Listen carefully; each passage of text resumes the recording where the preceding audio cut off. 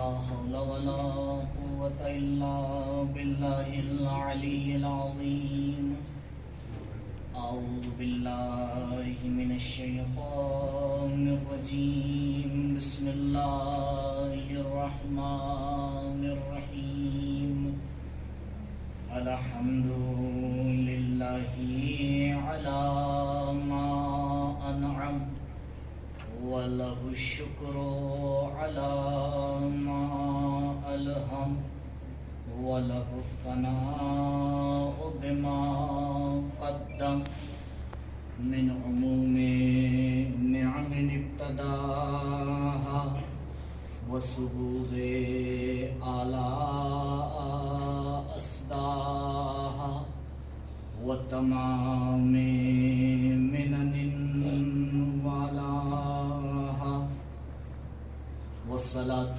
والسلام والتحية والإكرام على النبي المصطفى والرسول المجتبى الذي دنا فتدلى فكان قاب قوسين أو أدنى والذي سمي في السماء بأحمد وفي الأرضين بأبي القاسم المصطفى محمد اللهم صل على محمد وآل محمد وعلى أهل بيته الأطيبين الأطهرين المعصومين المظلومين الذين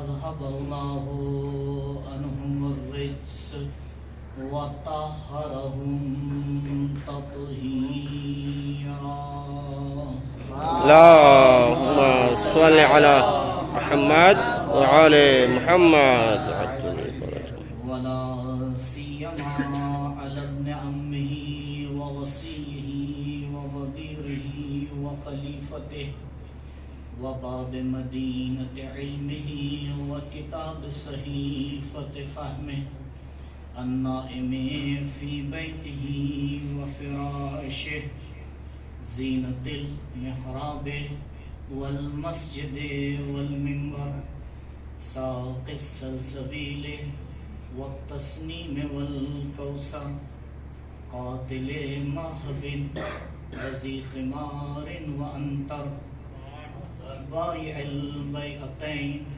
ساجد القبلتين والد الحسنين الذي لم يعبد صنما طرفة عين إمام المشارق والمغارب نقطة دائرة المطالب مطلوب كل طالب غالب كل غالب مولانا علي بن أبي طالب اللهم صل على محمد وآل محمد عجل وعلى وصيه وحجة الله حجة الثاني عشر بقية الله المنتظر ولعنة الله على أعدائهم أجمعين من الآن إلى لقاء يوم الدين أما بعد فقد قال الله الحكيم في بيانه الكريم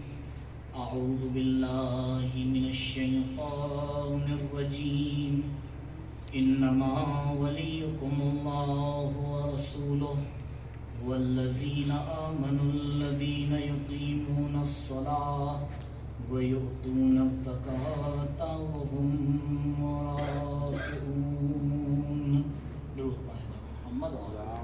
اللهم صل على محمد وآل محمد عجل فرجه. سب سے پہلے اس بابرکت شب اور اس میلاد کی مناسبت سے اپنی اور آپ سب کی جانب سے ہدیہ تبریک اور تہنیت پیش کرنا چاہتا ہوں اس ذات مقدس کی خدمت میں کہ جس کے نور وجود سے پوری کائنات منور ہے۔ اس دعا کے ساتھ کہ پروردگار ہمیں توفیق دے کہ جب آئندہ ہم اور آپ یہ جشن منائیں تو اس میں اس کا حقیقی واری و وارث بھی ہمارے ساتھ موجود ہو۔ آمین۔ اور اسی کے ساتھ ساتھ تبریک اور تہنیت پیش کرتا ہوں کائنات کے ذرے ذرے کی خدمت میں، کیونکہ یہ عید فقط شیعوں کی عید نہیں ہے، فقط مسلمانوں کی عید نہیں ہے، فقط انسانوں کی عید نہیں ہے، بلکہ کائنات کے ہر ذرے کے لیے عید ہے۔ لہذا ضروری ہے کہ جو بھی اس میں تکویناً اور تشریعاً شریک ہے اس کی خدمت میں تبریک پیش کی جائے، کیونکہ ولایت کا مسئلہ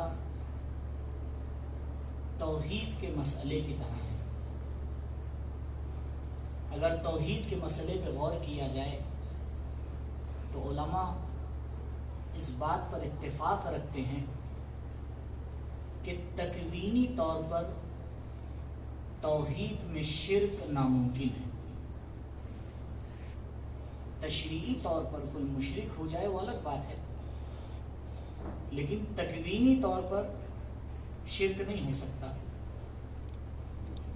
تشریعی طور پر شرک کا معنی یہ ہے کہ پروردگار نے قانون بنایا اور قانون بنانے کے بعد ہمیں اختیار عطا کیا، اور اختیار عطا کرنے کے بعد ہم سے چاہا کہ ہم اس پر ایمان لے کے آئیں۔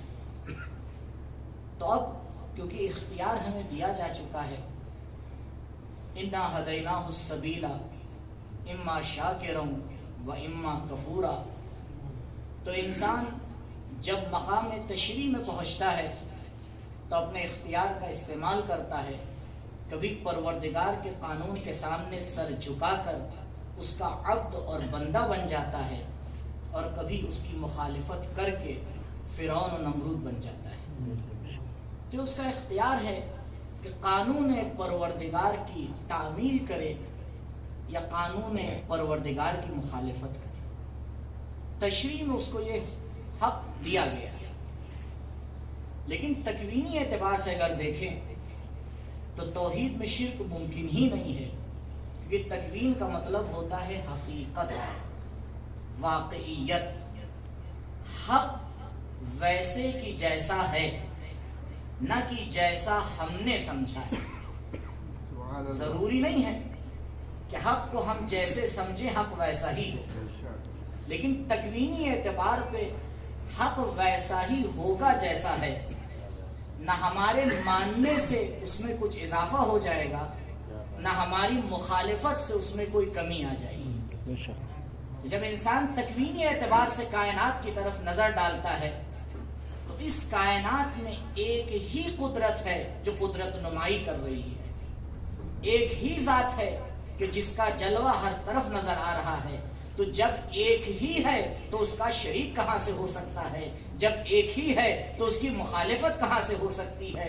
تو عین ممکن ہے کہ قانونی اور تشریعی اعتبار سے انسان پروردگار کی مخالفت کر دے، لیکن جب تکوینی اعتبار سے آ کے دیکھتا ہے تو مصداق میں غلطی ہو سکتی ہے، حقیقت میں غلطی نہیں ہو سکتی ہے۔ درود پڑھیں پر محمد و آل محمد۔ اللہم صلی علی محمد وعلی محمد۔ سبحان اللہ۔ تو تکوینی اعتبار سے ہر انسان عبداللہ ہے، ہر انسان پروردگار کی ہی عبادت کرتا ہے اور پروردگار کے ہی آگے اپنے سر کو خم کرتا ہے، کیونکہ اس کے علاوہ کوئی معبود ہے ہی نہیں۔ جب کوئی دوسرا معبود ہوگا تب اس بات کا امکان ہوگا کہ اس کا کوئی شریک بنایا جائے، لیکن جب عالم واقع میں کوئی دوسرا معبود ہے ہی نہیں تو شریک کیسے بنایا جائے؟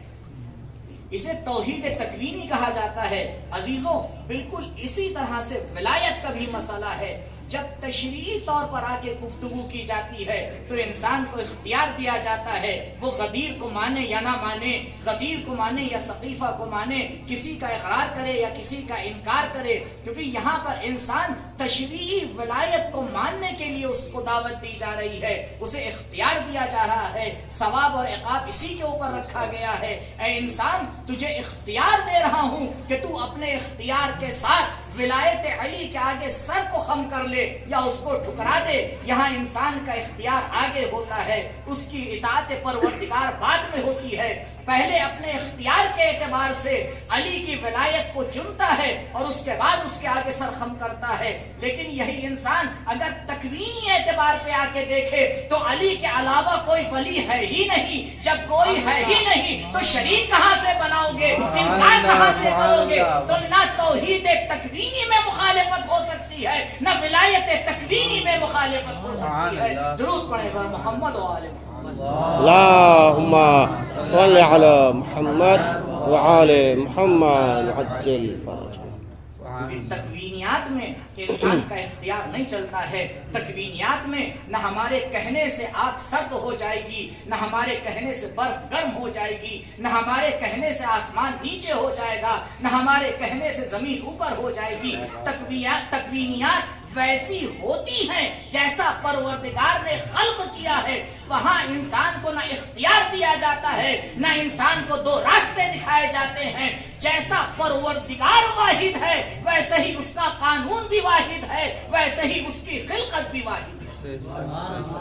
پروردگار اسی اعتبار سے میں آپ کے سامنے بس دو چار باتیں پیش کروں گا۔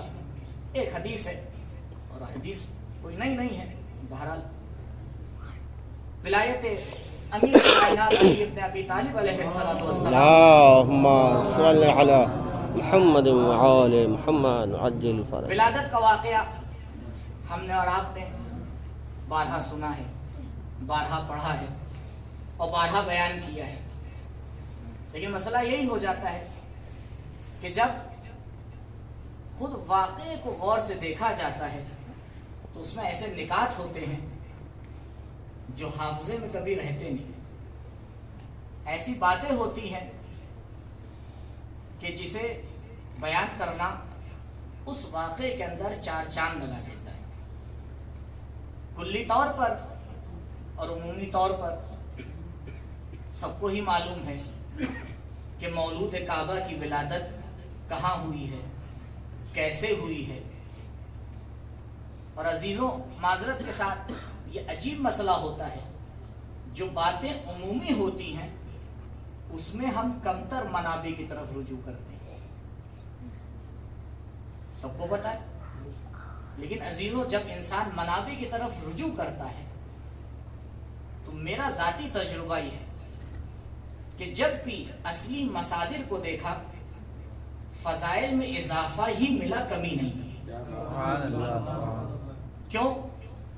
کیونکہ انسان کا دائر فکر وہاں پہنچ ہی نہیں سکتا جہاں سے ان ہستیوں کے فضائل شروع ہوتے ہیں۔ وَلَا يَرْقَى إِلَيَّ الطَّيْرُ، تمہارا دائر فکر تو ہمارے فضائل کی گرد پا کو چھو بھی نہیں سکتا۔ اب پوری تفصیل سے اس واقعے کو یہاں پہ بیان کیا جو ہم اور آپ سنتے آتے ہیں، اور بہت ہی دقیق الفاظ میں آگے بیان کیا گیا ہے۔ روایت بہرحال معتبر انسان ہیں اور ان کا نام بارہا آپ نے سنا ہوگا، سید محمد کاظم قزوینی علیہ الرحمہ۔ یہیں گزر خان کے پیچھے ان کے جسد مبارک کو دفن کیا گیا تھا، اور کچھ مدت کے بعد جب یہ حرم معصومہ سلام اللہ علیہ کا حصہ بڑا ہوا تو جب ان کی قبر کو منتقل کیا جا رہا تھا تو کئی سال کے بعد لوگوں نے دیکھا کہ جسم ویسے ہی موجود تھا جیسے دفن کیا گیا تھا۔ انہی نے تقریباً اکثر معصومین کے حوالے سے کتاب لکھی ہے، من المہد الی اللحد۔ تو اسی کتاب میں وہ کئی روایتوں میں سے آگے ایک روایت کو چنتے ہیں مولا کی ولادت کے حوالے سے۔ دو چار بس اس کے جملے ہیں جو آپ کی خدمت میں بیان کریں۔ ایک جملہ جناب فاطمہ بنت اسد سلام اللہ علیہ کا ہے۔ ابھی نہ اسلام کی کوئی خبر ہے، نہ ابھی اسلام کی نسیم چلی ہے. یہ تو بہت فاصلہ ہے. دیکھیں بی بی کس طرح سے آگے دعا کرتی ہے. یعنی یہ گھرانہ کیسا توحیدی گھرانہ ہے.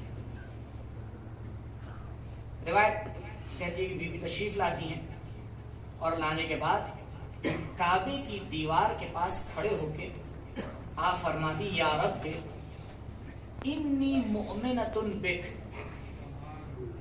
شروعات دیکھیں توحید سے شروعات ہو رہی ہے. انی مؤمنۃ بک وبکل کتاب انزلتہ. اس کا مطلب یہ ہے کہ جناب آدم سے لے کر اب تک جو کچھ نازل ہوا ہے آپ کو علم ہے. اور کیسے نہ ہو، کس کی ماں ہے؟ باب مدینۃ العلم کی ماں ہے. تو اس کے پاس اگر یہ علم نہیں ہوگا تو کس کے پاس ہوگا؟ فرماتی ہیں وَبِكُلِّ رَسُولٍ أَرْسَلْتَهُ. میں ایمان رکھتی ہوں ہر اس رسول پہ جسے تو نے بھیجا ہے. وَمُصَدِّقَةٌ بِكَلَامِكَ وَكَلَامِ جَدِّ إِبْرَاهِيمِ الْخَلِيلِ وَقَدْ بَنَا بَيْتَكَ الْعَتِيقَ. جس نے تیرا یہ گھر بنایا. اب اس کے بعد بھی فرماتی ہیں وَأَسْأَلُكَ بِحَقِّ أَنْبِيَائِكَ الْمُرْسَلِينَ وَمَلَائِكَتِكَ الْمُقَرَّبِينَ. یہاں تو بہت اچھی بات ہے کہ بی بی آ کے واسطہ دیں انبیاء کا، ملائکہ کا، کیونکہ انبیاء اور ملائکہ کی عصمت تو ثابت ہے. اب اس کے بعد بی بی آ کے ایک عجیب واسطہ دیتی ہے. بحق انبیائک المرسلین وملائکتک المقربین وبحق ھذا الجنین. عجیب بات ہے. فاطمہ آپ کو کہاں سے پتا کہ یہ جنین کس مقام کا حامل ہے؟ شاید بی بی پلٹ کے جواب دیں اگر ماں کو نہیں معلوم ہوگا تو کسے معلوم ہوگا کہ پروردگار اس گود میں کائنات کی کس ہستی کو بھیجنا چاہ رہا ہے. عزیزوں جیسا مظروف ہوتا ہے ویسا ہی صرف انتخاب کیا جاتا ہے. فاطمہ بنت اسد کی فضیلت کے لیے اتنا ہی کہہ دینا کافی ہے کہ یہ بی بی وہ ہے کہ جو علی جیسے انسان کی ماں ہے. سبحان اللہ سبحان اللہ. بحق ھذا الجنین الذی فی احشائی. بی بی آگے واسطہ دے رہی ہے اور اس کے بعد وہ واقعہ کی دیوار شق ہوتی ہے اور بی بی جو ہے وہ داخل ہوتی ہیں اور 3 دن تک وہاں پہ رہتی ہیں. اس کے بعد جب بی بی واپس آئی، اب یہاں پہ جناب شیخ طوسی کی بھی روایت ہے کہ کس طرح سے لوگ آئے اور دروازے کو کھولنے کی کوشش کی اور دروازہ نہیں کھلا. اور یہ بہرحال آپ سب کو معلوم ہے کہ پروردگار نے وہ اثر آج تک زندہ رکھا ہے. کعبہ ٹوٹا دوبارہ بنا لیکن دیوار کا شق آج بھی باقی رہا. کہا پروردگار نے یہ اثر اس لیے باقی رکھا ہے تم کب تک انکار کرو گے؟ کعبہ گواہی دیتا رہے گا کہ دیوار کعبہ آج بھی بول رہی ہے کہ فضیلت علی ابن ابی طالب کی گواہی پروردگار کی توحید کے ساتھ دی جاتی ہے. جب تم کعبے کا رخ کرو گے تب تک تمہیں یہ ماننا پڑے گا کہ یہ وہی کعبہ ہے جو پروردگار کی توحید کی بھی گواہی دیتا ہے، علی کی ولادت کی بھی گواہی دیتا ہے. سبحان اللہ سبحان اللہ. علی کی ولادت کی بھی گواہی دیتا ہے. اور اس کے بعد جناب ابو طالب علیہ السلام تشریف لاتے ہیں اور آنے کے بعد مولا کو اپنی گود میں لیتے ہیں اور رسول کے حوالے کرتے ہیں. اس کے بعد دیکھیں جو جملہ ہے واستقبل سیدنا ابو طالب السیدۃ فاطمہ بنت اسد واخذ ابو طالب وليده الحبيب وضمه الى صدره ثم رده الى امه واقبل رسول الله وذلك قبل ان يبعث. ابھی حضرت مبعوث نہیں ہوئے.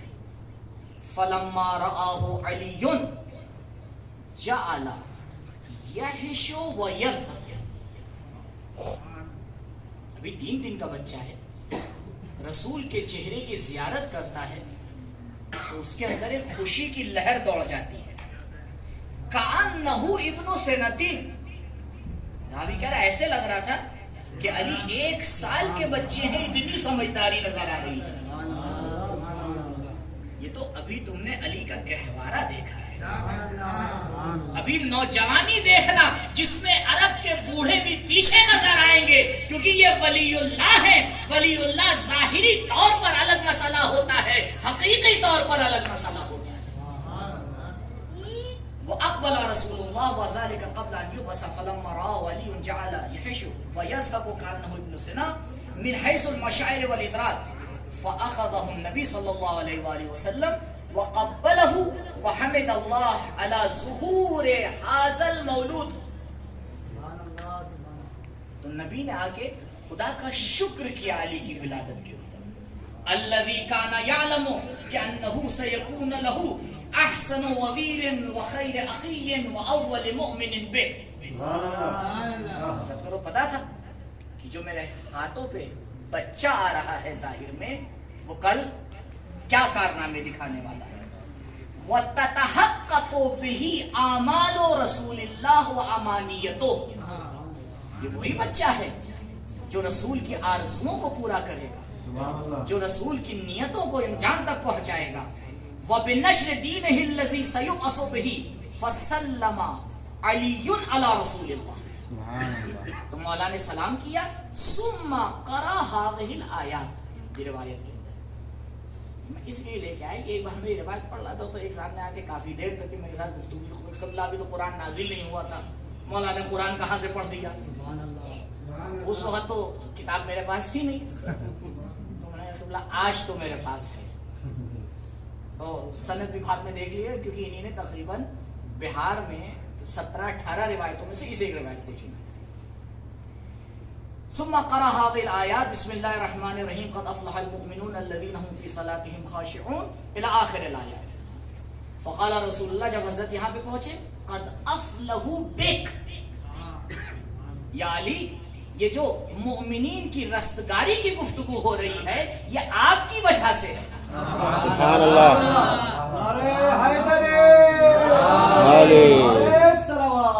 اللہم صل علی محمد وعلی محمد۔ وقرأ تمام الآیات إلى قوله أولئك هم الوارثون الذين يرثون الفردوس وهم فيها خالدون۔ جب مولا یہاں تک پہنچے 11ویں آیت تک، فقال رسول اللہ صلی اللہ علیہ وآلہ انت واللہ امیرہم۔ اسی وقت آ کے رسول نے کہہ دیا کہ یا علی خدا کی قسم آپ ہی وہ امیر ہیں۔ یہ جو قرآن آگے ذکر کر رہا ہے اولئک هم الوارثون، کہ یہ لوگ وارث ہوں گے، الذین یرثون الفردوس، جو فردوس کے وارث ہوں گے۔ تو رسول نے آگے وہیں پہ گواہی دی یا علی ان کے امیر آپ ہی ہیں۔ اب اس کے بعد رسول نے آگے وضاحت فرمائی کہ کیوں مولا کو امیر کہا جاتا ہے۔ اب تک کہ شاید ذہن میں یہ ہو کہ بھئی امیر کیونکہ امر کرتا ہے، فعیل کا صیغہ ہے اور اس کے اندر مبالغہ کا معنی ہے، تو یہ مادہ امر سے لیا گیا، بہت ہی اچھا لگتا ہے۔ لیکن یہاں جو وضاحت حضرت نے فرمائی ہے، اور اس کے بعد علامہ مجلسی اللہ رحمہ نے 3 توجیہ اس کی پیش کی ہیں، جس میں سے ایک آدھ خدمت میں پیش کروں گا۔ فقال رسول اللہ صلی اللہ علیہ وآلہ وسلم انت واللہ امیرہم تمیرہم من علومک فیمتارون۔ یعنی حضرت نے جو یہاں پہ وجہ نسبیہ پیش کیا ہے وہ لفظ امر سے پیش نہیں کیا، تمیرو ماتے میم یہ رے سے پیش کیا ہے، اور بعد میں اسی کی تفسیر فرمائی ہے کہ یا علی جو مؤمنین ہوں گے ان کا رزق آپ کے ہاتھ میں ہے۔ میں دوبارہ ترجمہ کر رہا ہوں، تمیرہم، آپ ان کے رزق کی عمارت کریں گے۔ رزق سے مراد مادی رزق نہیں ہے، من لا کے بیان کر دیا، من علومک فیمتارون، تو یہ لوگ آپ سے علم کا کھانا حاصل کریں گے۔ یا علی آپ کو امیر المومنین اس لیے نہیں کہا جاتا ہے کہ آپ امر کریں گے، بلکہ آپ کو امیر المومنین اس لیے کہا جاتا ہے کیونکہ آپ باب مدینۃ العلم ہیں، آپ پروردگار کے علم کو مومنوں تک پہنچائیں گے۔ جب مومنوں تک علم کو پہنچائیں گے تو آپ مومنوں کے امیر کہلائیں گے۔ درود پڑھے پر محمد و آلہ محمد۔ وانت واللہ دلیلہم وبک یہتدون۔ پھر حضرت نے قسم کھائی کہ خدا کی قسم یا علی آپ ان کے رہنما ہیں، آپ ان کے لیے دلیل ہیں، آپ ان کی ہدایت کریں گے۔ اب مولا کی ولادت ہوئی، اب دیکھیں جناب ابو طالب کی خوشی کا ٹھکانہ، بس ایک دو لائن اور آپ کی خدمت میں پیش کر رہا ہوں۔ جناب ابو طالب نے اذن عام دیا اور دعوت عام دی کہ لوگ آئیں ولیمے کے لیے، اور اس کے بعد قال وَنُحِرَ 300 من الْإِبِلِ، یا نہر جناب ابو طالب، جناب ابو طالب نے 300 اونٹ ذبح کیے، سبحان اللہ سبحان اللہ، وَأَلْفُ رَأْسٍ مِّنَ الْبَقَرِ وَالْغَنَمِ، اور 1000 بھیڑ اور بکریاں آگے ذبح کی، اس بات کے لیے، اس لیے کہ علی کی ولادت ہوئی ہے۔ سبحان اللہ سبحان اللہ۔ یعنی جناب ابو طالب کو بھی پتا تھا کہ جس اولاد کی ولادت ہوئی ہے، کیونکہ جناب ابو طالب اس سے پہلے 30 سال پہلے آ کے بشارت دے چکے تھے، جب رسول خدا محمد مصطفیٰ صلی اللہ علیہ اللہم وسلم صلی علی محمد وعلی محمد۔ آپ کی ولادت ہوئی تو روایات میں موجود ہے کہ جناب فاطمہ بنت اسد آئی جناب ابو طالب کے پاس اور آ کے مبارکباد دی کہ جناب آمنہ کے گھر یہ بیٹا پیدا ہوا ہے۔ جو جناب ابو طالب نے کہا مبارکباد قبول کرنے کے بعد کہ 30 سال کے بعد آپ کے گھر بھی ایسا ہی بیٹا پیدا ہوگا۔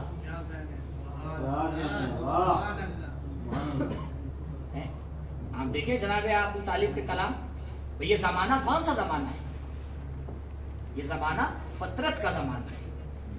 جناب عیسیٰ کے بعد اب کوئی نبی نہیں آیا ہے، ٹھیک ہے کوئی نبی نہیں آیا ہے، لیکن ولی کا ہونا تو ضروری ہے، حجت کا ہونا تو ضروری ہے، کیونکہ لولا الحجت لساخت الارض باہلہا۔ مسلمانوں مجھے یہ بتاؤ کہ جناب عیسیٰ کی میراث کو، جناب موسیٰ کی میراث کو، جناب نوح اور ادریس اور ایوب کی میراث کو کس انسان نے رسول کے حوالے کیا ہے؟ مکے میں کوئی تو ایک ایسا امانت دار ہوگا کہ جس کے پاس یہ امانتیں محفوظ ہوں گی، وہی ولی اللہ ہوگا، جسے یہ معلوم ہے کہ 30 سال کے بعد نبی کا نفس آنے والا ہے، جسے یہ معلوم ہو کہ علی کی ولادت پہ کیسے ولیمہ کرنا ہے، جسے یہ معلوم ہو کہ علی کا نام مجھے نہیں رکھنا ہے، خدا کو رکھنا ہے، وہی انسان ولی اللہ کہلاتا ہے، وہی انسان حجت اللہ کہلاتا ہے۔ درود پڑھے بر محمد و آلہ سبحان اللہ۔ بس ایک اور آخری مسئلہ آپ کی خدمت میں، کیونکہ یہ ایک سوال ہے کہ پروردگار کو کیا اپنے گھر کے علاوہ اتنی بڑی دنیا میں کوئی اور مقام نہیں ملا تھا؟ جناب عیسیٰ جیسی ذات جو ولادت کے فوراً بعد کلام کر کے کہہ رہی ہے انی عبداللہ آتانی الکتاب وجعلنی نبیا، جب آپ کی ولادت کا مسئلہ ہوتا ہے تو پھر بیت اللہ کو زچہ خانہ نہیں بنایا جاتا۔ لیکن یہ عجیب مسئلہ ہے کہ پروردگار نے اس مسئلے کے لیے ایسے مکان کو انتخاب کیا، اور بی بی 3 دن تک وہاں پہ مہمان رہی، اسی روایت میں تفصیل سے موجود۔ کوئی تو حکمت ہوگی اس کے پیچھے، اگر کوئی حکمت نہیں ہے تو ایسا فعل بھی نہیں ہو سکتا۔ بس مقدمے کے کافی خلاصے کے طور پہ آپ خدمت میں پیش کرتے ہیں۔ دیکھیں، اگر قرآن کا اور روایات کا مطالعہ کیا جائے تو پروردگار قرآن میں کئی مقامات کا ذکر کرتا ہے۔ کبھی کسی کو رسول کہہ کے بلاتا ہے، کبھی کسی کو نبی کہہ کے بلاتا ہے، کبھی کسی کو امام کہہ کے بلاتا ہے، روایات میں کہیں کسی کو خلیفہ کہا جاتا ہے۔ لیکن یہ جتنے بھی مقامات قرآن ذکر کر رہا ہے، اس میں سے جب آپ صفات پروردگار کی طرف نظر ڈالیں گے تو نہ آپ کو خدا نبی نظر آئے گا، نہ آپ کو خدا رسول نظر آئے گا، نہ آپ کو خدا امام نظر آئے گا، نہ آپ کو خدا خلیفہ نظر آئے گا. کیا کہنے کوئی اس میں سے صفت خدائی صفت ہے ہی نہیں. آپ بتائیں مثلا خدا کے لیے کسی زیارت میں کسی دعا میں کہیں پہ آیا ہے یا رسول؟ وہ رسول ہے نہیں، رسول بھیجتا ہے. کیا کہنے وہ نبی ہے نہیں، نبی بناتا ہے. وہ امام ہے نہیں، امام چنتا ہے. وہ خود خلیفہ نہیں ہے لیکن خلیفہ بناتا ہے. تو علم کلام کے اعتبار سے 100% یہ ماننا پڑے گا کہ ان صفات میں کچھ نقص ہے. کیونکہ اگر ان صفات میں کوئی نقص نہ ہوتا اور یہ صفات مطلق صفات کمال ہوتی تو ہمارے اوپر واجب تھا کہ ہر صفت کمال کو خدا کی طرف منسوب کریں. یہ قاعدہ عقلی ہے کہ اگر کوئی صفت کمال ہے تو آپ اس کو واجب سے انکار نہیں کر سکتے ہیں، کیونکہ صفت کمال کا واجب سے انکار کرنا واجب کو ممکن بنا دیتا ہے. کیا کہنے اگر کوئی صفت کمال ہے اور آپ اس کو واجب سے انکار کر رہے ہیں، اس کا مطلب یہ ہے نہ آپ صفت کو سمجھ پائے ہیں نہ واجب کو سمجھ پائے ہیں. تو واجب کہتے ہی اسے ہیں کہ جس کے بارے میں کسی صفت کمال کا تصور کرنا اس سے اس کا موصوف کرنے کے برابر ہوتا ہے. جیسے ہی آپ نے تصور کیا علم ایک صفت کمال ہے تو بے شک خدا عالم ہوگا، قدرت ایک صفت کمال ہے تو بے شک خدا قادر ہوگا، حیات ایک صفت کمال ہے تو بے شک خدا حی ہوگا. یہ تمام صفات کمالیہ کو آپ کے لیے واجب اور ضروری ہے کہ خدا کی طرف منسوب کریں، کیونکہ سلب صفت کمال نقص ہے. اور جیسے پروردگار کے اوپر نقص لازم آئے گا تو وہ واجب نہیں رہے گا، ممکن ہو جائے گا. کیا کہنے سبحان اللہ. لیکن کسی نے آج تک خدا کو رسول نہیں کہا، کسی نے آج تک خدا کو نبی نہیں کہا. کیوں؟ کیونکہ ان صفات میں ایک نقص ہے. اور وہ نقص یہ ہے، چاروں کا ایک ساتھ خلاصہ کر رہا ہوں آپ کے علم. وہ نقص یہ ہے کہ یہ صفات محدود ہے، میرا خدا لامحدود ہے. سبحان اللہ سبحان اللہ. ان صفات کی ضرورت تب پڑتی ہے جب انسان ہو، کم سے کم ایک ہو. اور یہ تو ایسا مسئلہ ہے، حضرت کے ساتھ اشارات اٹھا کے دیکھ لیجئے گا. نمت حشر النحوم کے بعد جو عقل کل ہیں جناب ابو علی سینا، ان کا بھی قلم یہاں پر بہک گیا ہے. انہی نے آگے ایک ایسی شرط لگا دی جو شرط نہیں. یہ صفات محدود ہے. کیوں؟ کیونکہ آپ یہ فرض کریں کہ خدا ہے اور خدا کی خدائی ہے، نہ انسان ہے، نہ زمین ہے، نہ ملائکہ ہیں، نہ ہادی کی ضرورت ہے، نہ رسول کی ضرورت ہے، تو نہ خدا رسول بنائے گا، نہ خدا نبی بنائے گا، نہ خدا امام بنائے گا، نہ خدا خلیفہ بنائے گا. رسول اس لیے بنتا ہے تاکہ پیغام کو لے کے آئے، نبی اس لیے بنتا ہے تاکہ پروردگار سے پیغام کو لے لے، امام اس لیے بنتا ہے تاکہ پیغام کی حفاظت کرے. جب سرے سے پیغام کی ہی نفی کر دی جائے گی تو نہ رسول کی ضرورت رہے گی، نہ نبی کی ضرورت رہے گی، نہ امام کی ضرورت رہے گی، نہ خلیفہ کی ضرورت رہے گی. یہ ساری ضرورتیں محدود ہیں. یہ ساری ضرورتیں محدود ہیں. اس لیے قرآن کہیں پہ بھی، نہ روایات کہیں پہ بھی اشارتن بھی آپ کو نہیں ملے گا، اور مل بھی نہیں سکتا اپنے محالات میں سے. کیونکہ پروردگار صفات محدود سے متصف ہو ہی نہیں سکتا. لیکن ہاں ایک ایسی صفت ہے کہ جسے پروردگار اپنی طرف منسوب کرتا ہے، اور نہ صرف منسوب کرتا ہے بلکہ اس پر ناز کرتا ہے، اور وہ ہے صفت ولایت. اللہ هو الولی. دیکھو اللہ کی ایک ذاتی صفت ہے کہ پروردگار ولی ہے. اسی لیے میدان غدیر میں میرے نبی نے تمام صفات کو کنارے رکھ دیا. جب علی کو پہچانوانا چاہا تو نہ امام سے پہچانوایا، نہ خلیفہ سے پہچانوایا، نہ وزیر سے پہچانوایا، نہ بھائی سے پہچانوایا، بلکہ صفت ولی کو آ کے انتخاب کیا. فرمایا من کنتو مولا ہو فہذا علی مولا. دیکھو یہ ولایت صفت حقیقی ہے. جو مجھے ولی مانتا ہے اسے علی کو ولی ماننا پڑے گا. ولایت صفت ذاتی پروردگار ہے، اور علماء کا اس بات پہ اتفاق ہے کہ پہلے پروردگار ولی بناتا ہے بعد میں نبی بناتا ہے، پہلے ولی بناتا ہے بعد میں رسول بناتا ہے، پہلے ولی بناتا ہے بعد میں امام بناتا ہے۔ اس لیے جتنی طاقت اس گواہی میں ہے اشہد ان علی ولی اللہ، کسی گواہی میں اتنی طاقت نہیں نظر آتی۔ جتنی طاقت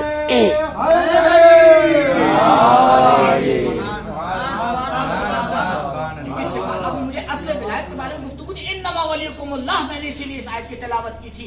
یہ صفت ولایت، اب پروردگار کی جو صفات ہیں ہمیں کائنات میں اس کا ایک مظہر تلاش کرنا پڑے گا۔ جب پروردگار کی رحمت کا مظہر تلاش کرتے ہیں تو ماں نظر آتی ہے، جب پروردگار کی خلقت کا مظہر تلاش کرتے ہیں تو باپ نظر آتا ہے، جب پروردگار کی رزاقیت کا مظہر تلاش کرتے ہیں تو ماں باپ نظر آتے ہیں۔ تو پروردگار اپنی صفات کا کوئی نہ کوئی مظہر پیش کرتا ہے۔ اب پروردگار نے جب ارادہ کیا کہ اپنی صفت ولایت کا کوئی مظہر اس کائنات میں دکھائے تو علی ابن ابی طالب کو آگے انتخاب کیا، کہا علی میری صفت ولایت کا مظہر ہے، اس لیے جہاں جہاں توحید نظر آئے گی وہاں وہاں ولایت نظر آئے گی۔ محمد اللہم صلی علی محمد وعلی محمد۔ میں نے آپ سے عرض کیا کہ پروردگار پہلے ولی بناتا ہے، اس لیے اب تعجب نہ کیجئے گا اگر آپ کو روایات میں نظر آئے کہ جب آدم کو معاف کیا گیا تو علی موجود تھے، جب نوح کو سفینے پہ چڑھایا گیا تو علی موجود تھے، جب ابراہیم کو آگ سے بچایا گیا تو علی موجود تھے، جب عیسیٰ کو سولی سے چھٹایا گیا تو علی موجود تھے۔ دیکھو علی مظہر صفات ولایت پروردگار ہے۔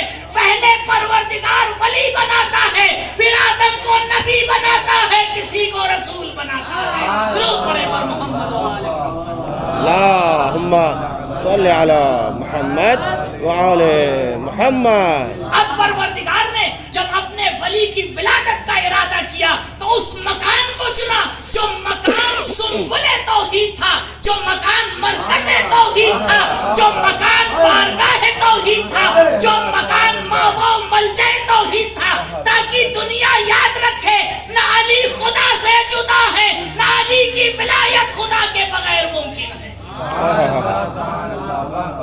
ہاں دیکھو جب جب تم ولایت کی طرف متوجہ ہو جانا سمجھ لینا کہ ولی کا اپنے پاس کچھ ہوتا ہی نہیں، ولی تو کہتے ہی اسے ہے جو کسی کی نمائندگی کر رہا ہوتا ہے۔ جیسے جیسے خدا کو پہچانتے جاؤ گے ویسے ویسے ولی اللہ کو پہچانتے چلے جاؤ۔ سبحان اللہ۔ پروردگار نے اس مکان کو چنا اس انسان کامل کے لیے کہ جو مکان ہر تسلیم کرنے والے کا مرکز ہے،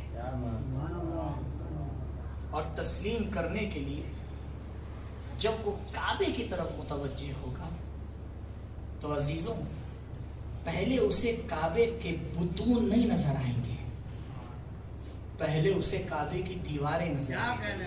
سبحان اللہ۔ یہ تو ممکن ہی نہیں ہے کہ دروازے کے بغیر کوئی داخل ہو جائے۔ اب چاہے دروازہ پہلے سے ہو چاہے اسی وقت بنایا جائے، اس کے بغیر تو داخل ہو ہی نہیں سکتا، تفرع محال ہے، ہو ہی نہیں سکتا کہ آپ اسٹیپ چھوڑ کے آگے بڑھ جائیں، اب چاہے آپ کتنی تیزی سے اس کو پار کریں۔ تو پروردگار نے واجب اور ممکن کے درمیان ایک دیوار کھڑی کر دیا۔ کہا دیکھو کہ دیوار ولایت ہے۔ ولایت صفت بین الاسنینی ہے، الفاظ متضاد میں سے جو آقا ہوتا ہے اسے بھی ولی کہتے ہیں، جو مملوک ہوتا ہے اسے بھی ولی کہتے ہیں۔ یہ اس کا ولی ہے، یہ اس کے ولی ہے، تو اس کا رابطہ دونوں طرف سے ہوتا ہے۔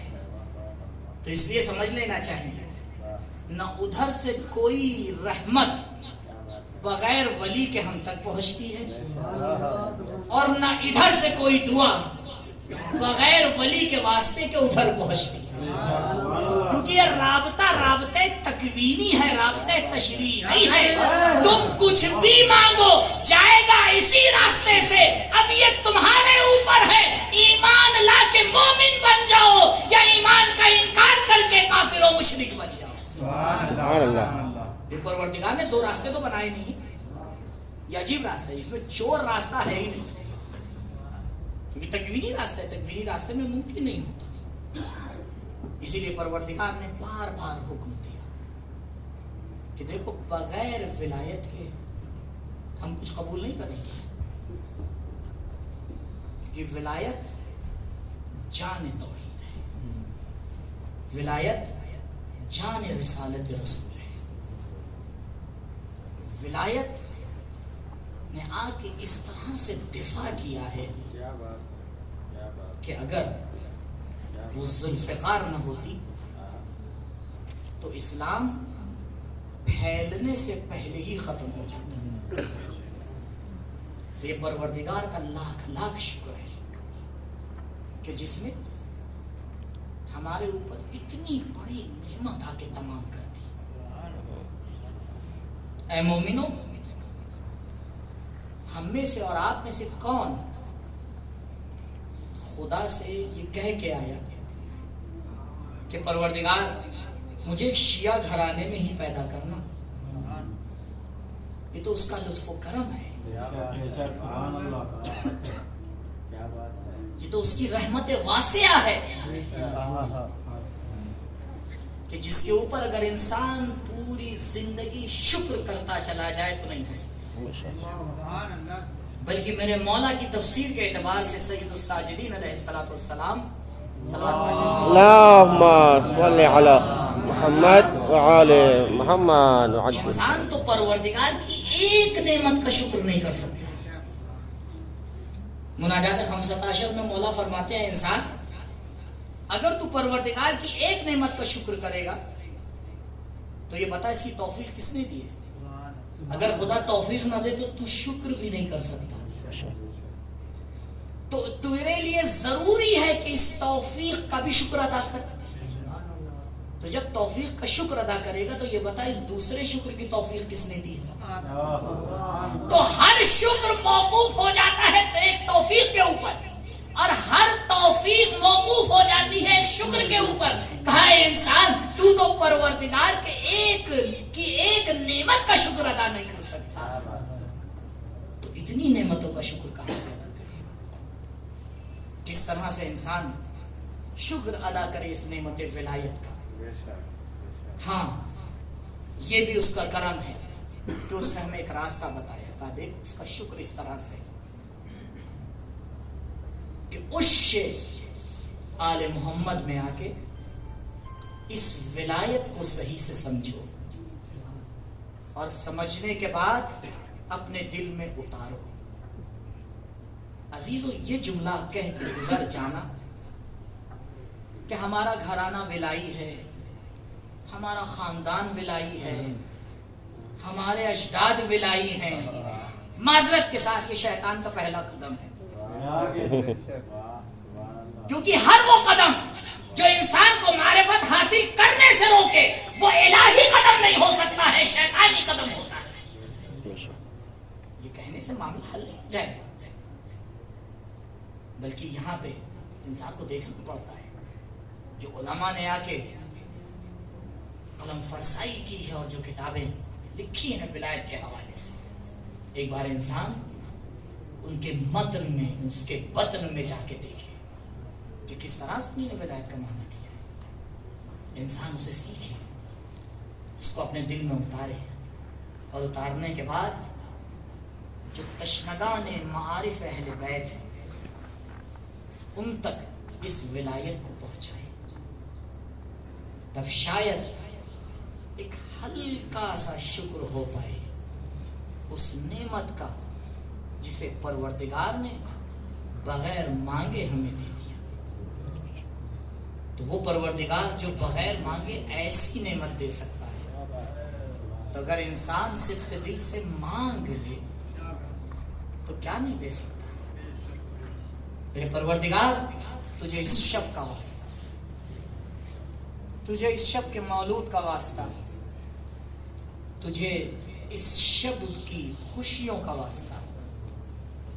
پروردگار، ہماری خوشی کی بقا کا صرف ایک ہی ذریعہ ہے۔ میرے پروردگار، ہماری ان خوشیوں کی انتہا کا ایک ہی سبب ہے جو وارث حقیقی ہے، جس کے دم پہ کائنات کی نبض چل رہی ہے۔ اے میرے پروردگار، تجھے علی کی ولادت کا واسطہ، اس امام کے ظہور میں تعجیل فرما۔ آمین۔